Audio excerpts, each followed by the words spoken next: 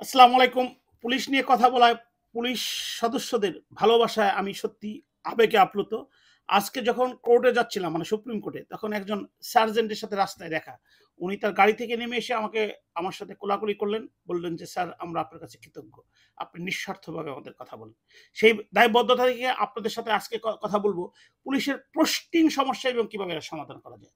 আসলে আমরা পুলিশ বলতেই মনে করি পুলিশ সবাই মনে হয় ঘুষ খায়। কিন্তু পুলিশের মধ্যে আপনারা শুনলে অবাক হবেন, 90% লোকই ঘুষ খায় না। আমাকে পাগল বলতে পারেন, এটা স্বাভাবিক। আমি যদি আপনাকে যুক্তি উপস্থাপন করি যে 90% পুলিশ ঘুষ খাওয়ার সুযোগই নাই, আপনারা এগ্রি করবেন। আসেন, পুলিশ যারা লাইনে থাকে তারা কি ঘুষ খায়? তাদের কি ঘুষ খাওয়ার সুযোগ আছে? তাদেরকে আপনি চা খাওয়াতে পারবেন? পুলিশের যে বিভিন্ন যাদের বডিগার্ড হিসাবে থাকে, বিভিন্ন জজ সাহেব, বিভিন্ন এসপি, ডিসি, বিভিন্ন এসপিদের যারা আছে তারা তদবির বাণিজ্য করেন। বিভিন্ন জায়গায় তদবির বাণিজ্য করে তারা করে। কিন্তু যারা পুলিশ লাইনে থাকেন এবং বিভিন্ন রাষ্ট্রে বিভিন্ন বড়, বড় ডিউটিতে সিকিউরিটি হিসাবে যারা থাকেন, যাদেরকে দেখেন যে প্রাইম মিনিস্টার, প্রেসিডেন্ট বিভিন্ন জায়গায় আছেন, বিভিন্ন বড়, বড় রাষ্ট্রীয় যেমন জায়গায় তারা পাহারা দিচ্ছে, তাদের আপনার ঘুষের সুযোগটা কোথায়? তাদের সাথে তো কোনো পাবলিকের ফাংশন নেই। হ্যাঁ, থানায় যারা কাজ করেন অথবা যারা পাবলিক ফাংশনের সাথে থাকেন তারা ঘুষ খায়। কিন্তু তাই বলে কি সবাইকে আপনি ঘুষ দিতে পারেন? এখানে অনেক শত অফিসার আছে। কিন্তু পোস্টিং এর একটা যে বড় সমস্যা, এই সমস্যাটা কিভাবে হয়? যে পোস্টিংটা বেসিক্যালি হয় যে ডিস্ট্রিক্টের মধ্যে এসপি সাহেব পোস্টিং করেন।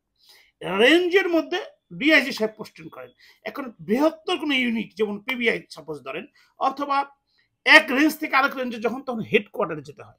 যদিও এখানে অ্যাপ্লিকেশন দেওয়ার সিস্টেম আছে, সাধারণত এই অ্যাপ্লিকেশনগুলো কখনো মেইনটেইন হয় না। এখন সমস্যা হচ্ছে যে একজন চাঁপাইনবাবগঞ্জের একজন পুলিশকে আপনি চিটাগাঙ্গে তাকে দিয়ে দিলেন ট্রান্সফার করে, অথবা তাকে বরিশালের কোথাও দিয়ে দিলেন। তাহলে তার পরিবারের সাথে সে কিভাবে মিশবে? তার যাতায়াত খরচগুলো কিভাবে মেটাবে? এবং পুলিশ যখন সবসময় কাজ করে এবং ক্রাইমের সাথে থাকে, যদি তারা পরিবারের সাথে মিশতে না পারে, তখনই কিন্তু তাদের মধ্যে কিছু ব্যাড হ্যাবিট দেখা দেয়। যেটা কিন্তু দেশের জন্য দুঃখজনক, পুলিশ বিভাগের জন্য দুঃখজনক, এবং যে লোকটা হচ্ছে তার নিজের অজান্তেই হয়তো সে অনেক অন্যায় কাজের সাথে জড়িয়ে পড়ছে। যে কারণে পুলিশের পোস্টিংটা হইতে হবে অত্যন্ত মানবিক এবং দায়িত্বশীল। এই ক্ষেত্রে আপনার আরেকটা ক্ষেত্রে হচ্ছে কি যে কোনো একটা পুলিশ অফিসার অনেস্ট, আমি রাজনীতিবিদের কথা শুনলাম না, আই ডোন্ট কেয়ার, আমি তাকে তদবির করে তাকে ট্রান্সফার করে দিলাম। ট্রান্সফারের বিনিময়ে সে কিন্তু ডিসঅ্যাপয়েন্টেড হলো। দ্বিতীয়ত হলো যে ডিসঅ্যাপয়েন্টেড আরেকজনকে নিয়ে আসলেন।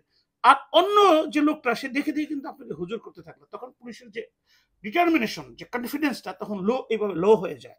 যেটা দেশের জন্য, মানুষের জন্য ক্ষতিকর।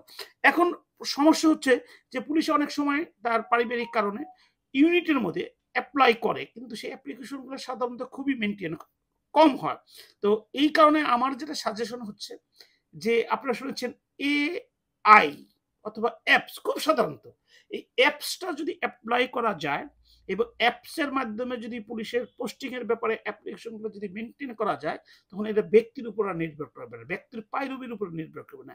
অ্যাপসই আপনাকে বলে দিবে যে আপনি কবে এপ্লাই করেছেন, আপনার কোন জায়গায়, যে কোয়েশ্চেনিয়ারই বলে দিবে আপনার কোথায় সুবিধা। সেইটা যদি পুলিশের পুলিশের নিয়মের মধ্যে পড়ে, তাহলে অ্যাপসই আপনাকে সমাধান করে দিবে। অ্যাপসের মাধ্যমেই আপনার পোস্টিংটা হবে। তখন পুলিশের পোস্টিং নিয়ে কিন্তু কারো কোনো অবজেকশন থাকবে না। তখন পুলিশ অটোমেটিকই তার কাজের প্রতি দায়িত্বশীল হবে। সেই কারণে বললাম যে পুলিশকে যদি আপনি আধুনিক করতে চান, পুলিশকে যদি জনগণের বন্ধু করতে চান, এই পোস্টিং, যে বিশেষ করে হেডকোয়ার্টারের যে পোস্টিংটা inter district is very dangerous. কেউ খুঁজেও পায় না। একজন কনস্টেবল এক রেঞ্জ থেকে আরেক রেঞ্জে, একজন এসআই এক রেঞ্জ থেকে আরেক রেঞ্জে। এটা সত্যিই খুবই দুঃখজনক। এইজন্য যদি একটা অ্যাপসের মাধ্যমে এই পুলিশের পোস্টিংটার সুযোগ করা হয়, তাহলে দেখা গেল যে পুলিশ অবশ্যই জনগণের বন্ধু হওয়ার সুযোগ পাবে, তাদের ডিটারমিনেশন থাকবে।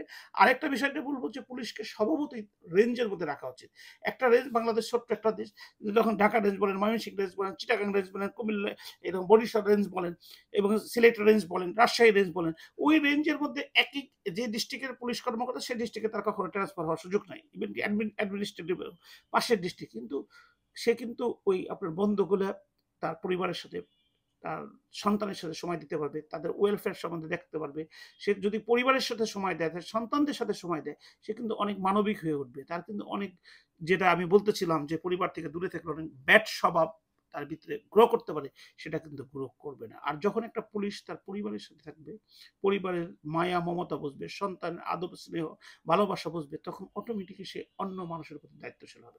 সেই কারণে আমি আবারও বিনীতভাবে প্রত্যয়ন করবো যে পুলিশকে যদি আধুনিক করতে চান, এই পোস্টিং সিস্টেমটা অত্যন্ত গুরুত্বপূর্ণ।